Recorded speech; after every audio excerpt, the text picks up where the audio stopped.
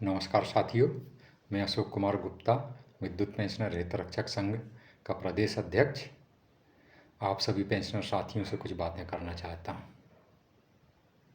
साथियों,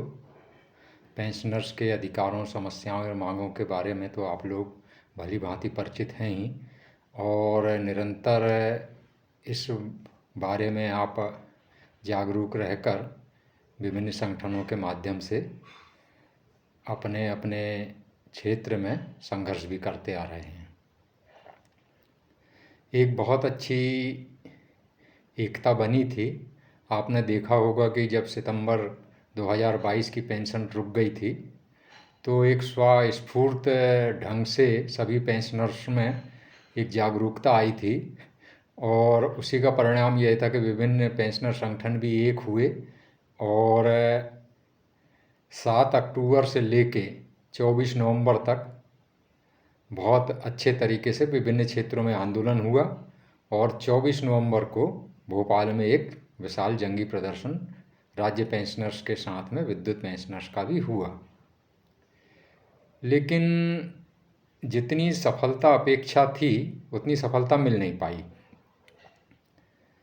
11% डीआर अवश्य मिला, लेकिन वो तो मिलना ही था क्योंकि राज्य पेंशनर्स के आदेश हुए भी काफ़ी समय हो गया था और मिलना ही था। अब उसको आप कह सकते हैं कि आंदोलन के परिणाम स्वरूप मिला, या मंत्री महोदय की कृपा से मिला, या वैसा ही मिलना था तो मिल गया। इसे अपन सफलता नहीं कह सकते। लेकिन इसके बाद जो हुआ वो सब आप देख रहे थे, और इसमें मैं ज़्यादा टीका टिप्पणी नहीं करना चाहूँगा, लेकिन थोड़ा सा इसमें क्या है कि अपने अपने संगठन को श्रेय देने का एक दौर सा चल पड़ा, जिसमें मैं भी शामिल हूँ। जब देखा कि दूसरे संगठन अपना श्रेय ले रहे हैं अकेले, जबकि मेहनत प्रमुख रूप से 3 संगठनों ने की थी, तो फिर मैंने भी अपना श्रेय लेना शुरू किया, दूसरे संगठनों ने भी अपना श्रेय लेना शुरू किया। लेकिन शुरुआत कहाँ से हुई इस मामले में आप भली भांति परिचित हैं, और इसी कारण फिर एक जो एकता बनी थी वह थोड़ी सी छिन्न भिन्न सी नज़र आई, थोड़ा सा शिथिलता भी आ गई। इसके बाद जैसा कि 11% अपने को डीआर मिल गया तो पेंशनर्स में भी थोड़ा सा एक चैन की सांस आ गई, और पेंशनर्स भी थोड़े से अपने अपने क्षेत्रों में सिमट कर रह गए। लेकिन अब ये गतिरोध कब तक चलता? हमारी प्रमुख मांगें हैं तो आज भी बनी हुई हैं, और इन्हीं सब कारणों से फिर से एक सुगबुगाहट सी शुरू हुई,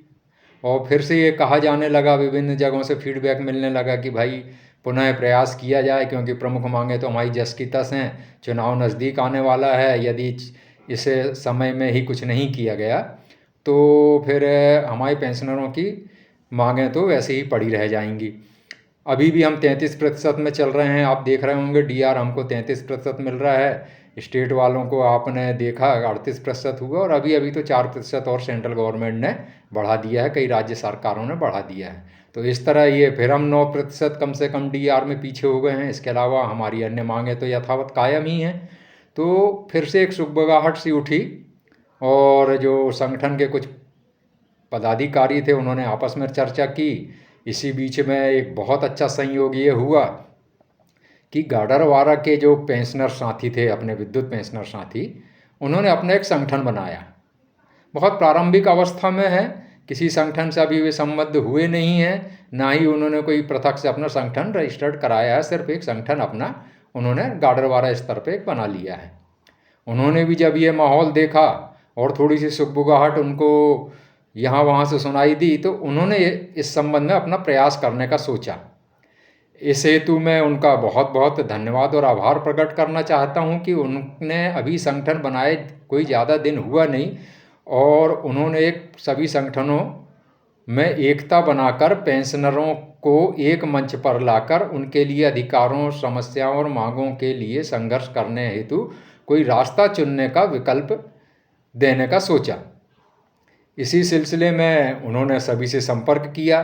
और ये बहुत अच्छी बात है, और मैं इसमें फिर सभी लोगों को धन्यवाद देना चाहूँगा कि सभी संगठन के जो शीर्ष पदाधिकारी हैं, आपने आमंत्रण पत्र देखा होगा, उसमें उनके नामों का उल्लेख है। तो सभी ने इस उद्देश्य हेतु अपनी सहमति दी, और एक 2 अप्रैल 2023 दिन रविवार को गाडरवारा में एक सभी विद्युत पेंशनर्स का एक सम्मेलन आयोजन करने का निश्चित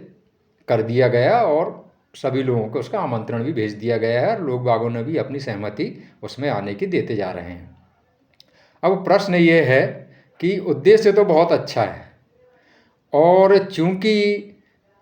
इसका आह्वान करने वाले अभी एक मतलब क्या है कि किसी भी संगठन से संबद्ध नहीं है, तो वो एक निष्पक्ष भूमिका इसमें निभा रहे हैं कि आपको एक मंच उपलब्ध करा दिया गया है, सभी संगठन के पदाधिकारी उसमें बैठें और आपस में तय करें कि आगे हमको क्या करना है। अब निश्चित रूप से इस सम्मेलन में क्षेत्र के जो भी प्रतिनिधि आएंगे वो अपने अपने संगठन के प्रतिनिधि के रूप में आएंगे। वहाँ तक तो ठीक है, कोई दिक्कत नहीं है, लेकिन मेरा व्यक्तिगत जो एक सुझाव है, एक अपील है या एक प्रार्थना कह लीजिए, मुझे ये वीडियो बनाने की आवश्यकता इसलिए महसूस हुई कि मैं कम से कम अपने तरफ से आप सभी लोगों से ये निवेदन करूं कि आप जो भी गाडरवारा सम्मेलन में आ रहे हैं वे अपने संगठन के ओर से अवश्य आएं और उसमें शामिल भी हों, लेकिन वहाँ बैठ के जिस तरह से एक कहा जाता है कि देश हित सर्वोपरि, फिर पार्टी हित सर्वोपरि और लास्ट में अपना व्यक्तिगत हित सर्वोपरि, ऐसा होना चाहिए, क्रम होना चाहिए। एक बड़ा कहना चाहिए ख्याति प्राप्त ये एक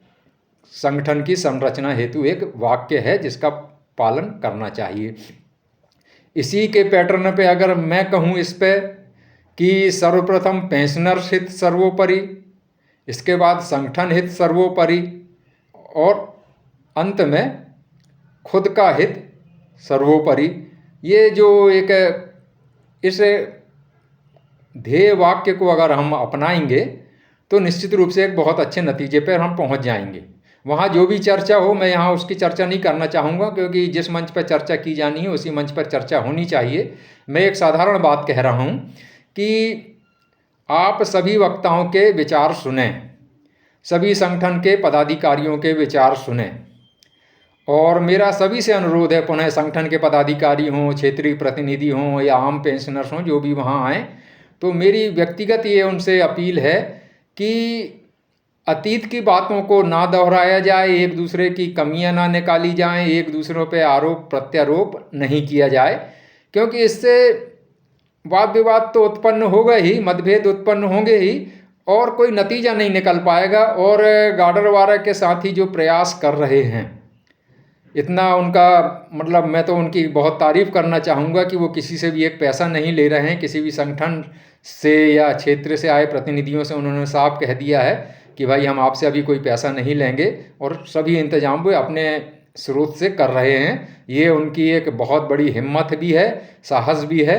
और एक कहना चाहिए सराहनीय कार्य भी है।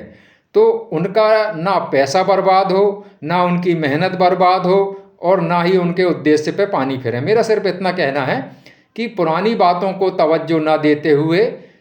वर्तमान की हालत पे अपने को नज़र रखना है कि वर्तमान में विद्युत पेंशनर्स की क्या हालत है और इसके क्या कारण हैं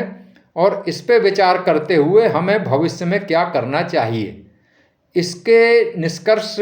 निकालते हुए हमें किसी निर्णय पर पहुंचना चाहिए। तो निश्चित रूप से हम लोग सफल होंगे और मेरा ये है कि 24 नवंबर को तो हमने अपना ताकत दिखला ही दी थी, उसमें कुछ गलतियां हुई थी या जो भी हुआ था उसको लेकर अलग से मंच पे होएगा या जो भी जैसा सब वक्ता कहेंगे तो उसमें वो सब बातें प्रकाश में आएंगी। हमारा उद्देश्य सिर्फ ये है कि सभी विद्युत पेंशनर, सभी संगठन पुनः अपनी एक कहना चाहिए एकता बनाएं और खुले मन से सबको समान रूप से सम्मान देते हुए विद्युत पेंशनर हित में आगे कार्य करें और उचित निर्णय लें। एक चीज़ और कहना चाहता हूं इस वीडियो के माध्यम से कि जो पेंशनर साथी इस अधिवेशन में या सम्मेलन में नहीं आ पा रहे हैं, लेकिन उनकी नज़रें भी इस सम्मेलन के ऊपर लगी हुई हैं कि इस सम्मेलन से क्या नतीजा निकलता है और किस निर्णय पर सभी संगठन पहुंचते हैं, क्योंकि इस सम्मेलन से जो भी नतीजा निकलेगा, निर्णय निकलेगा, उसके बड़े दूरगामी परिणाम होंगे और वह पूरे विद्युत पेंशनर्स के हितों को प्रभावित भी करेगा। यदि अच्छे नतीजे निकले, अच्छे निर्णय लिए गए तो निश्चित रूप से विद्युत पेंशनर्स को सफलता मिलेगी अपने अधिकारों, मांगों और समस्याओं के निराकरण हेतु। और यदि कोई निष्कर्ष अच्छा नहीं निकल पाया, भगवान ना करे, तो विद्युत पेंशनर्स के लिए बहुत अच्छा समय नहीं आने वाला, ये मैं साफ कह देना चाह रहा हूँ। तो जो भी विद्युत पेंशनर्स इस सम्मेलन में नहीं आ पा रहे हैं, उनसे मेरी अपील है कि वे भी अपना मन उसी तरह बनाएं कि आप भले किसी भी संगठन में हों या जुड़े हों अभी भी, तो उस संगठन में रहे आएँ, किसी को कोई आपत्ति नहीं है, लेकिन व्यापक हित में देखते हुए आप एक दूसरे से जुड़ें। किसी भी संगठन का व्यक्ति हो, मैत्री भाव बनाए रखें और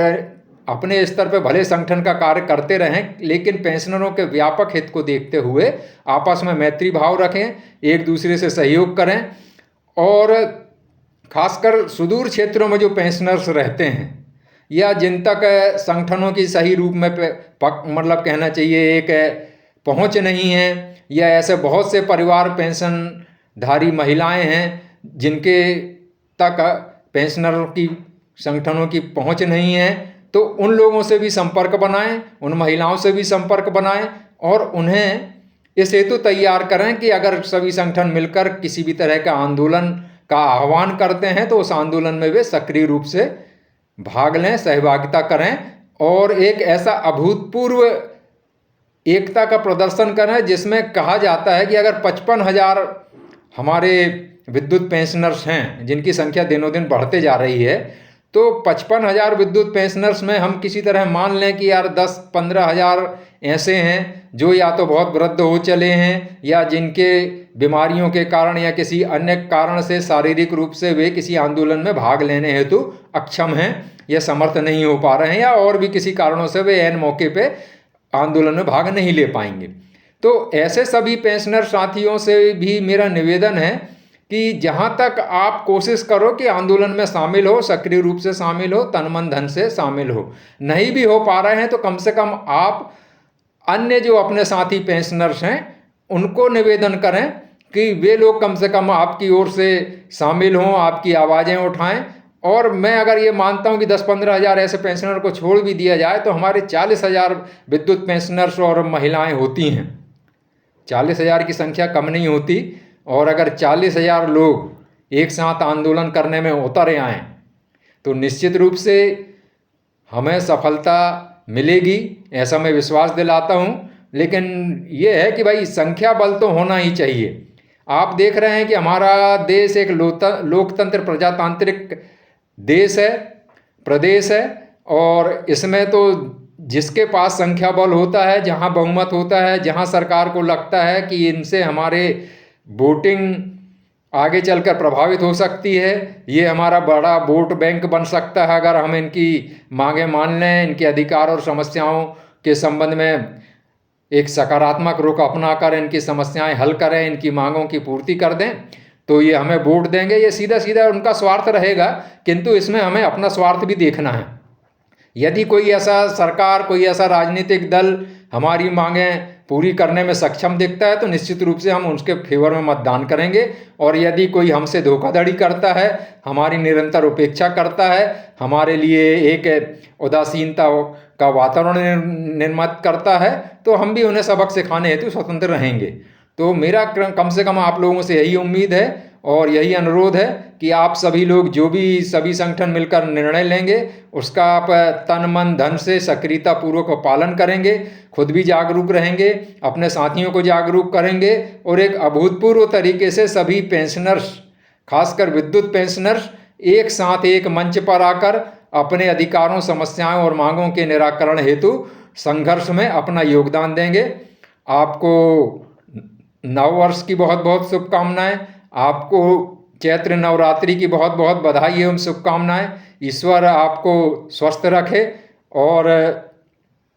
आगे जो भी आपके सामने समाचार आएंगे, जो भी जानकारी आएगी, वो आपको विभिन्न माध्यमों से प्राप्त हो ही जाएगी। तो आप लोगों से यही निवेदन है कि मेरे अनुरोध, मेरी अपील पर गौर करें और विद्युत पेंशनर हित के लिए संघर्ष करते हुए आप अपना योगदान दें। जय हिंद, जय भारत, धन्यवाद।